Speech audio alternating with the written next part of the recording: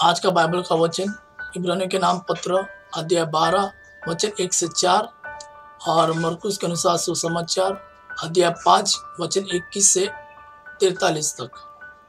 इब्रानियों के नाम पत्र अध्याय 12 वचन 1 से 4।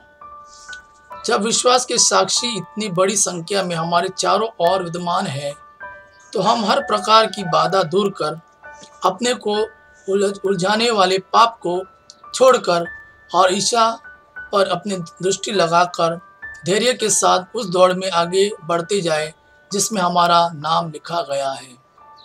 ईसा हमारे विश्वास के प्रवर्तक है और उसे पूर्णता तक पहुंचाते हैं। उन्होंने भविष्य में प्राप्त होने वाले आनंद के लिए क्रूस का कष्ट स्वीकार किया और उसके कलंक की कोई परवाह नहीं की। अब वह ईश्वर के सिंहासन के दाहिने विराजमान है। कहीं ऐसा ना हो कि आप लोग निरुत्साह होकर हिम्मत हार जाएं। इसलिए आप उनका स्मरण करते रहे जिन्होंने पापियों का इतना अत्याचार सहा। अब तक पाप को पाप से संघर्ष करने में अपना रक्त नहीं बहाना पड़ा। अब तक आपको पाप से संघर्ष करने के लिए अपना रक्त नहीं बहाना पड़ा। क्या आप लोग धर्म ग्रंथ का यह उपदेश भूल गए हैं जिससे मैं आपको पुत्र कहकर संबोधित किया गया है?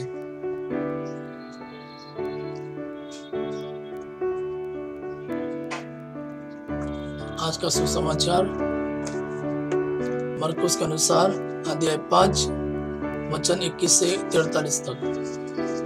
जब ईसा नाव से उस पार पहुंचे तो समुद्र के तट पर उनके पास एक विशाल जनसमूह एकत्र हो गया। उस समय सभागृह का जेरूस नामक एक अधिकारी आया। ईसा को देखकर वह उनके चरणों पर गिर पड़ा और यह कहते हुए अनुनय विनय करता रहा, मेरी बेटी मरने पर है, आइए और उस पर अपना हाथ रखिए जिससे वे अच्छी हो जाए और जीवित रह सके। ईसा उसके साथ चले। एक बड़ी भीड़ उनके पीछे हो ली और लोग चारों ओर से उन पर गिरे पड़ते थे। एक स्त्री 12 बरस से रक्तस्राव से पीड़ित थी।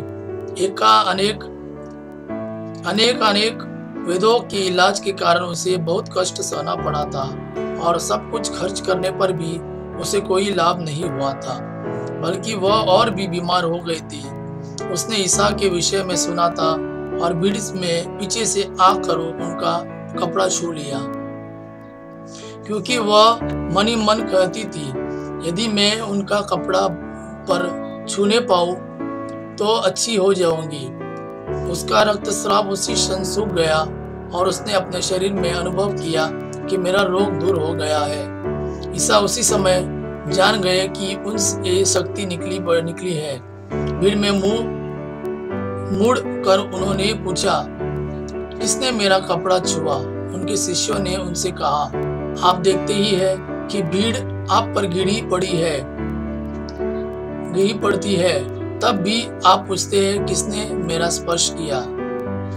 जिसने ऐसा किया था उसका पता लगाने के लिए ईसा ने चारों ओर दृष्टि दौड़ाई। वह स्त्री यह जानकर कि उसे क्या हो गया है धरती कांपती हुई आई और उन्हें दंडवत कर सारा हाल बता दिया।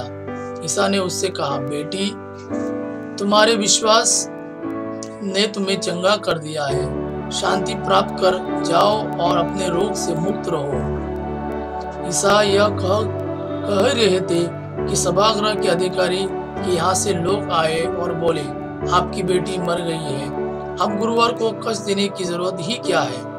ईसा ने उनकी बात सुनकर सभागृह के अधिकारी से कहा, डरिए नहीं, बस विश्वास कीजिए। ईसा ने पेतरुस, याकूब और याकूब के भाई यूहन्ना के सिवा किसी को अभी अपने साथ आने नहीं दिया। अब वे सभागृह के अधिकारी के यहाँ पहुंचे तो ईसा ने देखा कि कोलाहल मचा हुआ है और लोग विलाप कर रहे हैं। उन्होंने भीतर जाकर लोगों से कहा, यह कोलाहल, यह विलाप क्यों? लड़की मेरी मरी नहीं है, सो रही है। इस पर वे उनकी हंसी उड़ाते रहे। ईसा ने सबको बाहर कर दिया और वह लड़की के माता पिता और अपने साथियों के साथ उस जगह आए जहाँ लड़की पड़ी हुई थी। उन्होंने लड़की का हाथ पकड़कर उससे कहा, तलिता कुम। इसका अर्थ है, ओ लड़की, मैं तुमसे कहता हूँ, उठो। लड़की उसी क्षण उठ खड़ी हुई और चलने फिरने लगी, क्योंकि वो 12 साल की थी। लोग बड़े अचंभे में पड़ गए। ईसा ने उन्हें बहुत समझा कर आदेश दिया कि यह बात कोई किसी को न जानने पाए, और कहा कि लड़की को कुछ खाने को दो। यह प्रभु का वाणी है। प्रभु को धन्यवाद। हमारे पिता की महिमा, पुत्र यीशु का प्रेम आप पर सदा सर्वदा बना रहे। आमीन।